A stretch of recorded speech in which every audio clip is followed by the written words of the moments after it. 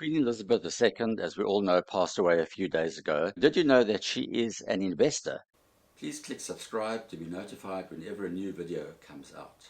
Yes, she invests her millions or billions of pounds in various asset classes, and she's widely regarded as one of the wealthiest women in the world. She apparently owns thousands, maybe tens of thousands of pieces of art, and all the jewellery that she has that the monarchy owns, crowns going back centuries, and jewels, including the famous Cullinan diamond, which is a 3,000 carat diamond. It's interesting to take a look at how have those asset classes actually performed since 1952. 1952 was the year when she became queen.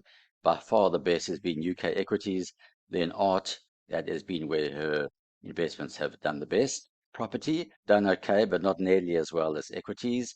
And then UK bonds and cash. The best performer has been UK equities. Of course, she's not a trader. She's far from a trader. She's a long-term investor, and really her aim is just to beat inflation.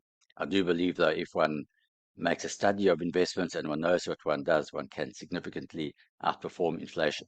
So that's just an interesting look at the Queen's portfolio, and is a great loss for the British people, and indeed in many ways for the rest of us around the world as well.